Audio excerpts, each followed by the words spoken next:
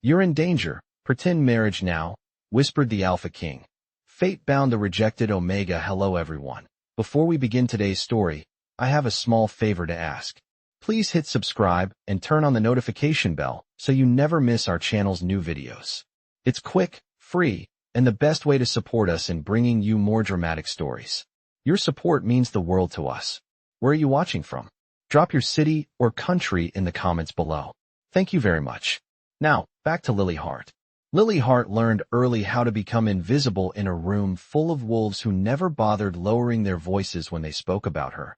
A rejected Omega with no mate, no rank, and no future anyone cared to imagine, standing near the edge of the council hall, as moonlight filtered through tall windows and silver banners stirred in the quiet, the air heavy with unspoken rules and colder expectations. Her hands folded neatly at her waist, not because she was calm, but because she had learned. That stillness invited fewer questions, fewer judgments, fewer reasons for others to remember she existed at all. Yet tonight the silence felt wrong, charged, like the seconds before a storm breaks, and Lily could feel eyes following her in a way that was new, measuring, not dismissive but calculating, whispers curling behind her like smoke as elders gathered and guards shifted positions by a few careful inches. The kind of movement meant to look casual but never was, and when her name was called it echoed too loudly, bouncing off polished stone and settling in her chest with a weight she hadn't prepared for. She stepped forward, aware that every footfall sounded heavier than it should, as if the ground itself were reluctant to let her pass. Her pulse quickening while she reminded herself to breathe. 5 feet to the mark, then another 3, stopping where the light fell brightest, where all secrets were meant to be revealed, though no one explained why she was there or what. Decision hovered just beyond her reach, the council's faces unreadable, their words careful and incomplete, and Lily sensed something moving beneath the surface of their formality, something that made her instincts hum despite her rank, a warning she couldn't quite name, because rejected Omegas were never summoned for protection or praise, only convenience, only when something needed to be sacrificed quietly. And as she waited, she noticed the doors at the far end of the hall open without announcement. No herald, no raised voice, just the subtle shift that made every head turn at once. The presence arriving before the man himself, Ethan Blackwood, the Alpha King, entering not with spectacle but certainty, his gaze sweeping the room with practiced calm until it stopped, just briefly, on her, not cold, not kind, but sharp with recognition. And in that instant Lily felt the invisible line she had walked her whole life begin to tighten, drawing her toward a fate she did not yet understand, only that it had already noticed her, already decided she mattered, and the realization sent a quiet shiver through her spine as the hall fell still, waiting, while the Alpha King took one measured step closer, and Lily Hart stood at the center of a story that had just begun. Lily Hart did not speak as the council dismissed her with polite words that explained nothing, because she had learned that asking questions only reminded others of her place, and as the hall slowly emptied, she felt the weight of what had not been said settle heavier than any accusation. The glances she caught now sharper, more deliberate, no longer dismissive but cautious, as if something about her presence had shifted without her consent, and when she stepped back toward the side aisle she sensed it again. That awareness at her back, steady and unyielding, the Alpha King still watching her, not openly, but enough that her pulse kept an uneven rhythm she could not calm, her instincts whispering that whatever had begun tonight was not finished simply because the meeting had ended. She exited into the outer corridor where the stone walls held the day's remaining cool, counting her steps the way she always did to keep her breathing even. Yet halfway down the passage a quiet murmur reached her ears, her name spoken softly, urgently, and she froze as 2 guards passed without acknowledging her, as if instructed not to see her at all, leaving her alone with the echo of her own heartbeat. She told herself to keep walking, but something in the air pressed her still, a sense that turning away would be a mistake she could not undo, and then the sound of footsteps approached, measured and unhurried, stopping just behind her shoulder, close enough that she felt warmth without contact. Lily did not turn immediately, because rejected Omegas did not turn their backs on kings, but when the voice came it was low and controlled, stripped of ceremony, asking her to listen, only listen, She faced Ethan Blackwood then, startled by how calm he looked compared to the tension curling through her chest. His expression unreadable, eyes steady, not judging, not soft either, but intent, as if he had already made a decision and was now managing the consequences. He told her to walk with him, not as a command, not as a request, but as if it were the only reasonable thing left to do. And Lily obeyed because every instinct warned her that refusing would not make her safer. They moved through a side passage rarely used, one she had never been allowed to enter before, the kind of corridor reserved for matters not meant for an audience. And with every step, Lily felt the strange sensation of being removed from her old place in the world without knowing where she would be set down next. Ethan stopped near an alcove lit by a single lamp, the space narrow enough to feel private without being hidden, and only then did he speak again, telling her that attention had turned toward her in ways she did not yet understand, that her rejection made her vulnerable, not invisible. And Lily's first instinct was disbelief because no one had ever cared enough to watch her closely before, yet the seriousness in his voice left no room for comfort or exaggeration. He said there were rules even he could not openly break without consequence. But there were protections that could be claimed if she was willing to step into a role she had never been offered. Lily's thoughts raced as she realized he was not asking about her feelings or her hopes, only her willingness to survive what was coming. She wanted to ask why her, wanted to demand why he cared, but the words caught in her throat because the truth was clear in his stillness. This was not about kindness. It was about timing, and she sensed that whatever he was about to suggest would change how the world looked at her by morning. She met his gaze then, steady despite the fear tightening her chest, and for the first time Lily's heart did not feel small, only uncertain, standing on the edge of a choice that no longer belonged solely to her, aware that once she stepped forward, there would be no returning to the quiet life she had survived by hiding. Lily's heart left the alcove with her thoughts in careful disorder, the Alpha King's words echoing not as instructions, but as warnings she could not dismiss. And as she returned to the quieter wing reserved for Omegas and servants, she noticed how the air itself felt altered, familiar corridors suddenly unfamiliar, doors that had always been open now watched. Her presence acknowledged where it once passed unnoticed. By the time she reached her small assigned quarters, the sense of being followed had sharpened into certainty, not footsteps exactly, but pauses in conversation when she entered a room, glances that lingered too long, and when she tried to sleep the stone walls seemed to listen back. She told herself she was imagining it until the summons arrived just after dawn, a formal notice delivered without explanation requesting her presence at a secondary review, a process she had never been included in before. Lily dressed carefully, choosing neutral colors as she always had, yet even that habit felt suddenly outdated, because invisibility no longer protected her. The review chamber was smaller, windowless, designed for decisions made quietly, and as she stood waiting she heard her name discussed in voices meant to be low but carried by the stone. Concerns about protocol, about balance, about how attention once drawn could not be easily redirected. Lily understood enough to realize she was not the subject of curiosity, but of risk. Someone had noticed her survival instincts, her ability to remain calm under dismissal, and had decided she could be used to resolve something larger than herself. When the elders entered, their questions were polite, yet probing, asking where she had been the night before, whom she had spoken to, whether she felt safe within the pack. Lily answered honestly but carefully, aware that every word was being weighed for value, not truth. And when one elder mentioned the term liability in reference to her status, she felt the chill settle in her chest. This was not concern for her well-being. It was calculation.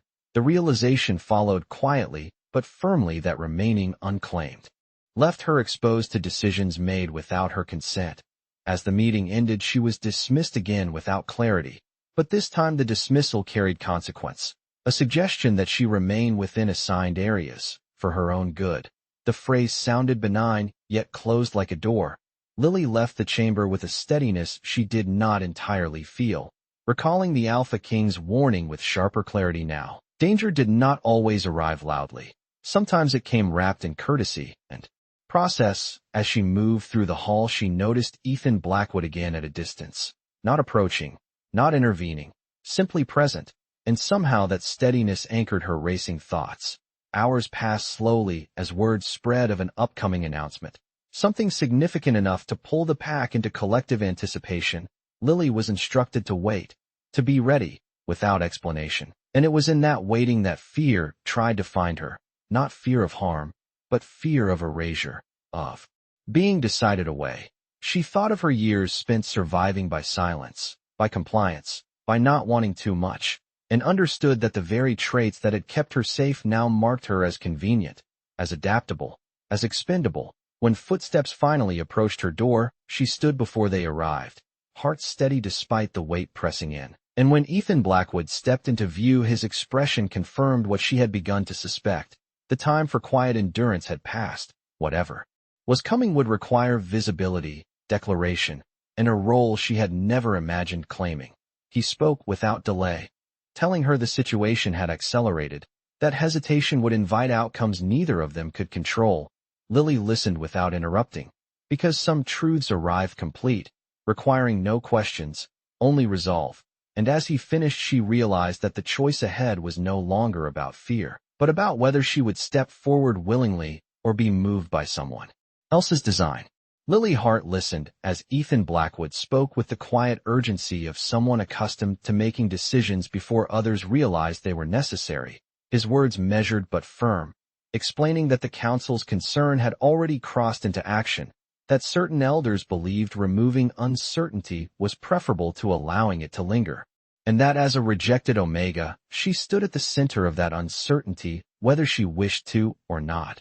Lily felt the weight of the truth settle without panic, because something inside her had already accepted that survival would no longer come from staying small. Ethan told her there was one declaration that would immediately shift how the pack viewed her, one claim that would move her from convenient risk to protected certainty, and he said it plainly, without ceremony, that a public union would place her beyond quiet decisions, that a declared bond, even one formed by strategy rather than affection, would invoke laws older than the council itself. Lily absorbed his words slowly, understanding now why he had kept his distance earlier, why he had waited until the moment when choice mattered. She asked the only question that felt honest, what this would require of her. Ethan did not pretend it was simple. He told her she would need to stand beside him, to accept the title of maiden name, to allow the pack to believe the union was immediate and unquestionable. And Lily felt the familiar pull of fear try to rise before she steadied it. Realizing fear had never protected her before, she asked if it would be temporary, and for the first time his expression shifted, not uncertainty, but restraint. He said it would begin as a necessary measure. What it became afterward would depend on more than intention. Lily understood the weight behind that answer. This was not a performance easily reversed. The pack would remember, the laws would hold, and the bond, even if unmarked, would carry expectations. She considered the life she had lived until now, one of silence and endurance, and saw clearly that remaining unclaimed did not mean remaining free. It meant remaining available to be decided upon. When she nodded, it was not with excitement or romance, but resolve. Ethan did not touch her, did not rush her, but acknowledged her choice with a single breath of relief, telling her the announcement would be made before dusk. That preparation would be swift because delay invited interference. Lily was escorted to a private chamber for the first time in her life, not ornate, but secure. Attendants spoke to her carefully now, with respect that felt unfamiliar and unsteady. She allowed herself a moment alone, sitting on the edge of the bed as the reality settled in. She was about to step into a role that would rewrite how others spoke her name, not because she had earned it in their eyes, but because power had chosen to stand beside her, and that knowledge carried both comfort and unease. As evening approached, the halls filled with murmurs, anticipation spreading like a held breath. Lily dressed simply, refusing excess, because she wanted to recognize herself when she stood before them. When the doors opened and she walked beside Ethan Blackwood into the gathering space, the shift was immediate. Conversations fell silent, eyes widened not with mockery but disbelief. The Alpha King announced the union without flourish, stating his intention with calm authority, declaring Lily Hart his mate by claim and protection. The words carried weight far beyond sound.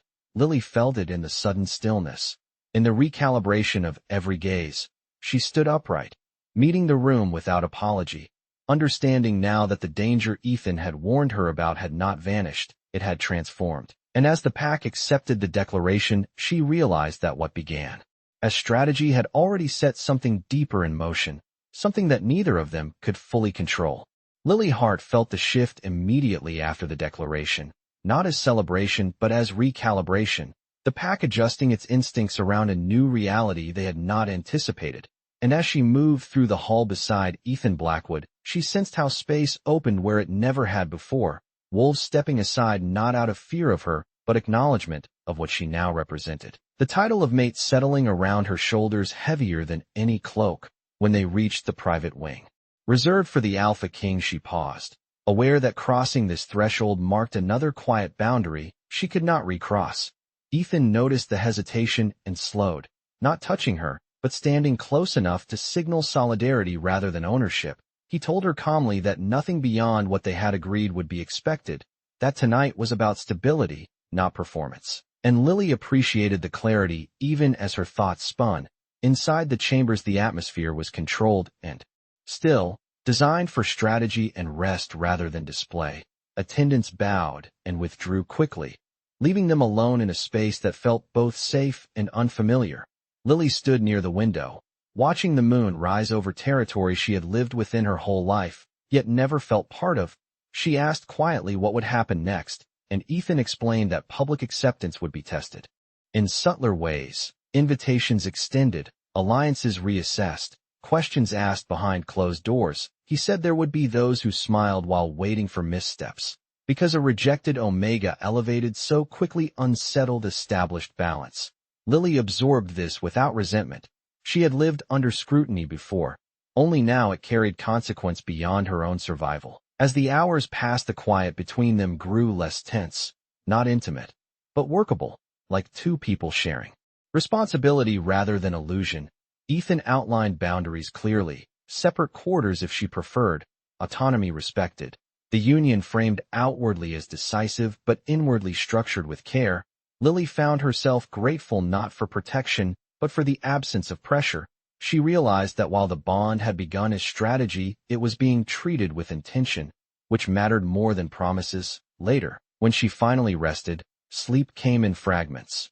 Her dreams filled with corridors, opening and closing, faces turning toward her with new expressions, not all hostile, not all welcoming, but aware. Morning brought renewed activity, announcements formalizing her status, instructions delivered with careful respect. Lily dressed again in simple clothing, refusing to hide behind extravagance, because she needed to recognize her reflection as her own. When she joined Ethan for the morning council, the reaction was immediate. Elders rose, voices tempered, discussions adjusted to include her presence, not as an afterthought but as an anchor point. Lily listened more than she spoke, learning how power flowed not through volume but timing. She noticed Ethan's occasional glance toward her, not possessive, but assessing her comfort, her readiness. And when an elder questioned the speed of the union, Ethan responded without defensiveness, stating that stability sometimes required decisiveness. And Lily felt a quiet strength bloom at his side, not because she was being defended, but because she was being acknowledged. After the meeting, whispers followed her again, but different now, speculative rather than dismissive, and she understood that the danger she had escaped had not been destruction but erasure. By standing visibly claimed she had forced the pack to see her. Later that afternoon, she found a moment alone and recognized a subtle change within herself, not attraction, not romance, but alignment, as if the path she walked no longer bent around her presence, but extended forward with intention. She did not know what this union would become, only that it had already altered the course of her life. And as she prepared to face the next challenge, she accepted a truth she had never been allowed before, that surviving quietly was no longer enough. She would need to choose how she existed within the role she had claimed, because fate had responded not to fear, but to her willingness to stand. Lily Hart began to understand the true weight of the declaration not through ceremony, but through routine, in the way her presence was now expected rather than tolerated. And as days passed, she learned that visibility carried its own discipline, every movement observed, every choice quietly interpreted. She accompanied Ethan Blackwood through portions of his schedule, not as ornament, but witness. Her role defined outwardly as mate and inwardly as stabilizing truth, because the pack needed to see consistency more than affection. Ethan explained this without condescension, trusting her to understand the difference, and Lily did. She saw how authority relied on patterns, on showing up, on answering the same questions with the same calm, until resistance lost its shape. There were moments when the closeness felt strange, not uncomfortable, but unfamiliar, walking side by side where she had once followed behind, sharing meals where her opinion was now requested rather than ignored. She noticed how Ethan adjusted his pace to hers without comment, a subtle courtesy that steadied her more than grand gestures ever could. Yet beneath the structure something else stirred, faint but persistent, a sense of resonance she could not explain, not emotion, not instinct in the traditional sense, but awareness, as if being near him sharpened her focus rather than distracted it. She found herself anticipating his presence before he entered a room, not with longing but readiness. Ethan seemed aware of the shift as well, though he did not name it.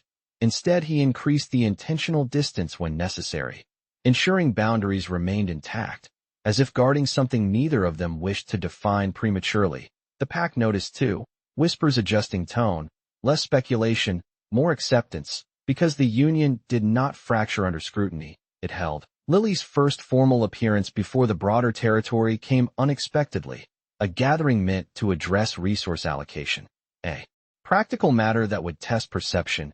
Ethan invited her to speak if she wished, offering choice rather than instruction. Lily considered the moment carefully. Remembering how often she had been silent out of habit, she chose to speak. Briefly, not about authority, but about impact, about how decisions rippled outward to the least visible members of the pack. Her voice steady, her words measured. The response was not immediate applause but stillness, the kind that signaled listening. Afterward, Ethan acknowledged the choice with a nod that held quiet respect.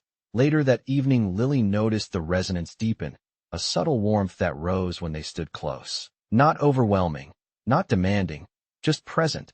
She did not mention it, unsure whether it was imagination or something older responding to circumstance. Ethan seemed thoughtful as well, more alert, as if tracking an undercurrent beneath the surface of their agreement. Days turned into a rhythm neither of them had planned, trust forming not from confession but consistency, from knowing what the other would do without being told. Lily realized she was no longer bracing herself for dismissal, the fear that had once governed her choices loosening its grip, replaced by responsibility, which felt heavier but cleaner. One evening as they reviewed correspondence, Ethan paused, studying her with an expression she had not seen before, not strategic, not guarded, but curious. He asked how she was holding up, the question simple yet sincere. Lily answered honestly that she was adjusting, that the role felt large but not unbearable. He nodded, acknowledging the truth without minimizing it. And in that moment she sensed the bond shift again, not sealing, not claiming, but acknowledging itself, like a door unlocked but not yet opened. Lily understood then that what had begun as protection was evolving into alignment, not forced, not rushed, but inevitable in its own quiet way. And as she prepared for the next stage, she accepted that fate did not always arrive as revelation. Sometimes it unfolded through choice layered upon choice until the path forward no longer felt imposed, but chosen. Lily Hart noticed the change first in the quiet moments, the spaces between obligations where nothing was required of her, because it was there that the sense of resonance grew more distinct, not dramatic or overwhelming, but persistent, like a steady current beneath calm water. She felt it when she and Ethan Blackwood reviewed reports side by side, when their attention aligned without discussion, when silence stretched comfortably instead of demanding explanation. It was not attraction in the way stories promised, but recognition, as if some part of her that had always been alert for danger was now listening for something else, something steady. Ethan seemed affected as well, though he remained careful, more thoughtful than before, his gaze lingering a fraction longer, his questions quieter, less strategic and more personal. He asked about her past not as inquiry but context, and Lily shared selectively, speaking of years spent learning how not to be noticed, how to survive without being chosen. She did not dramatize it, because survival had taught her restraint. Ethan listened without interruption, his stillness signaling attention rather than judgment, and Lily realized she had never been listened to like this before, not fully, not without an agenda. The awareness between them deepened after that conversation, not because of what was said, but because of how it was received. Days later, the council proposed a traditional acknowledgement ritual, symbolic rather than binding, meant to reassure neighboring packs of stability. Lily understood the intention immediately. Visibility solidified through repetition. Ethan asked for her consent before agreeing, a gesture that mattered more than ceremony. She accepted with composure, knowing the act would reinforce the claim they had already made. The ritual itself was restrained, respectful, centered on presence rather than spectacle. Lily stood beside Ethan as representatives observed, and in that moment she felt the resonance sharpen, a warmth spreading slowly, grounding rather than consuming. She did not fight it, choosing instead to breathe through it, to remain present. Ethan felt it too.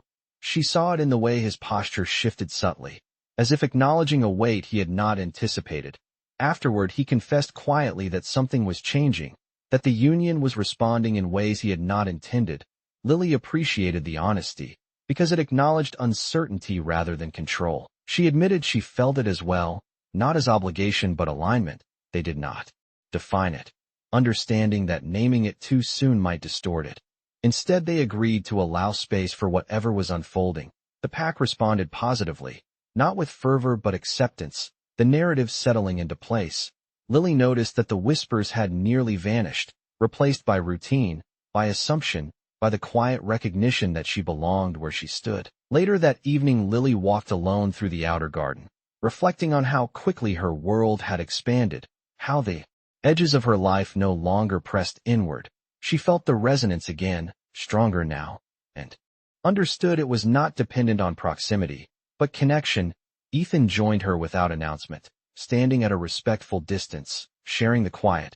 He spoke then, not as Alpha King, but as the man navigating a path he had not foreseen. He said the bond was responding to something beyond strategy, something older, something that recognized compatibility rather than convenience. Lily considered this carefully, recognizing that fate did not erase choice. It required it. She replied that whatever was forming deserved patience, not fear. Ethan accepted this with a nod, his expression softening, and in that moment Lily understood that the danger she had escaped had transformed again, no longer external, but internal, the risk of closing herself off when connection became possible. She did not retreat from that awareness, choosing instead to remain open without surrendering herself. As the night settled around them, Lily felt the resonance stabilize, not demanding, not urgent, but present, like a promise not yet spoken, and she realized that fate had not bound her through force or declaration, but through a series of choices that had aligned her path with Ethan Blackwood's, creating a future that neither of them could have planned, but both were now willing to face. Lily's heart sensed the shift before it was spoken.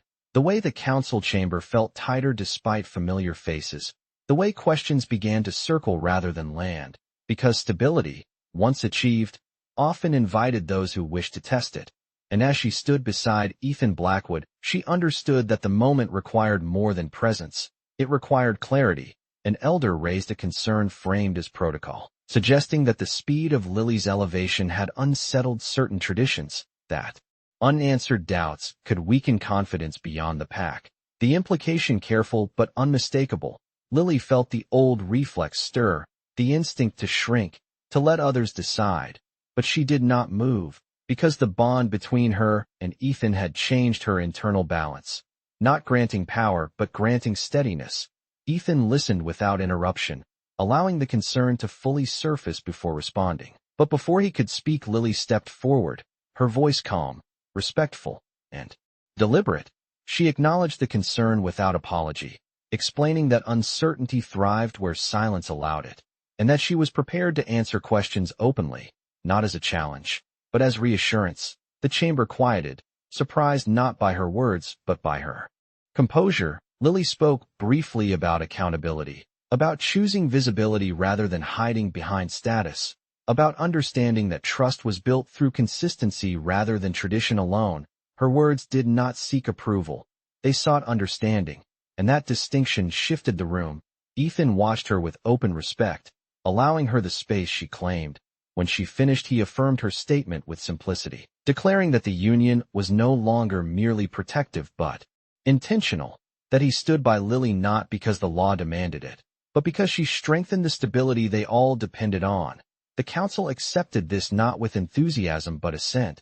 The matter settled not through dominance but alignment. Later, as they walked the outer corridor, Lily felt the resonance respond, steady and affirming, not flaring but grounding. She realized that standing for herself had not weakened the bond. It had clarified it. Ethan spoke quietly then, thanking her not for defending him, but for trusting herself. The distinction mattered, because it acknowledged her agency rather than her role. Outside, the pack began to adjust as well. Representatives addressed her directly. Decisions included her input, not symbolically but practically. Lily noticed how often Ethan deferred to her perspective on matters involving the less visible members of their territory, recognizing insight forged from lived experience. Their partnership evolved naturally, no longer a constructed front but a working truth. One evening, a messenger arrived with news that neighboring packs had accepted the declaration fully. Invitations extended, alliances reaffirmed. The danger that had once hovered quietly dissipated into routine. Lily allowed herself a moment to reflect on how far she had come, not in distance, but in posture. She stood differently now, not taller, but steadier. Ethan joined her at the overlook as the moon rose, and for the first time he spoke openly about the future, not plans or strategies, but possibility. He admitted that what began as necessity had revealed compatibility he had not anticipated. Lily listened, not with guarded skepticism, but measured openness. She replied that fate had not forced her into this position. Choice had, and that whatever came next should honor that truth. Ethan agreed. And in that agreement the bond seemed to settle into something unmistakable, no longer reactive, no longer provisional, but acknowledged. As the night deepened, Lily felt no rush, no demand, only certainty. She had faced the challenge placed before her and emerged not protected by proximity to power, but strengthened through partnership. And she understood that the final test of their union had not been the council or the pack, but her willingness to stand fully within the role she had claimed, not as a rejected Omega elevated by circumstance, but as a woman who chose alignment with purpose. And in that choice fate had met her halfway. Lily's heart woke before dawn with a calm she had never known, not because uncertainty was gone, but because it no longer frightened her. The weight of the past weeks settling into something solid rather than heavy. She moved through the quiet halls with familiarity now, greeted by nods instead of glances, by recognition instead of curiosity.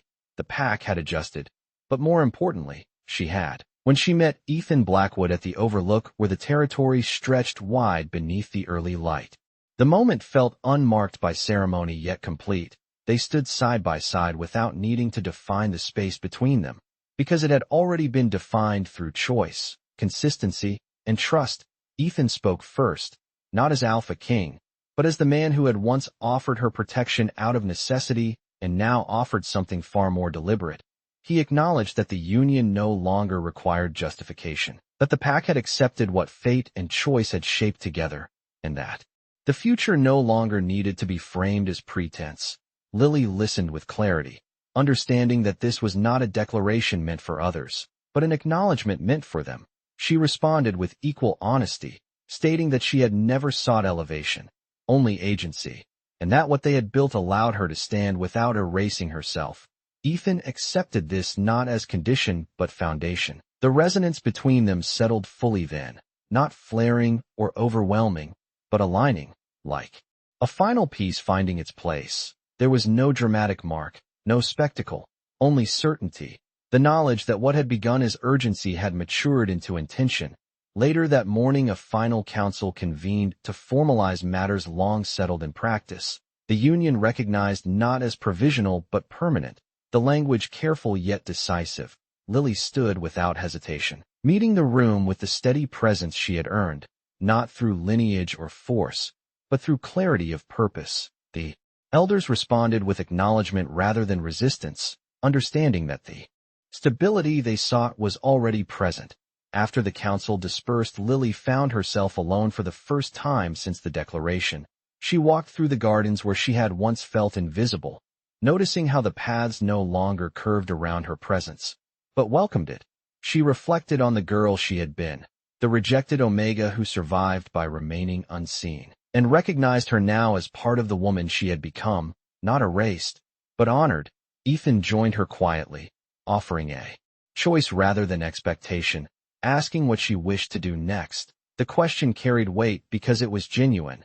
Lily considered the future not as a single path, but a widening horizon. She replied that she wished to continue shaping the pack in ways that acknowledged those once overlooked, to ensure that stability did not come at the cost of silence. Ethan agreed without hesitation, because he recognized the strength in that vision. As the day unfolded, the pack gathered informally. No announcement needed. The atmosphere relaxed yet respectful. Lily moved among them naturally, speaking when needed, listening when it mattered, no longer defined by her past status, but informed by it. And when she returned to Ethan's side, the gesture felt natural rather than symbolic. The sun dipped lower, casting long shadows across the land, and Lily understood that this was not an ending but a threshold. The story others would tell might frame her rise as sudden or surprising, but she knew the truth, that fate had not lifted her. It had met her where she stood and walked beside her as she chose herself again and again. Ethan spoke softly then, not as command or claim, but as promise, stating that what began as protection had become partnership, that what was once whispered in urgency had grown into something unshakable. Lily met his gaze and felt no fear, only readiness, because the danger she once faced had transformed into purpose, and the pretense that once bound them had given way to truth, a truth shaped by choice, sealed by trust, and carried forward by two people who had learned that strength did not require dominance, only alignment. And as night settled over the territory, Lily Hart stood not as a rejected Omega bound by fate, but as a woman who had chosen her place and been chosen in return, with a future unfolding not from urgency, but from intention.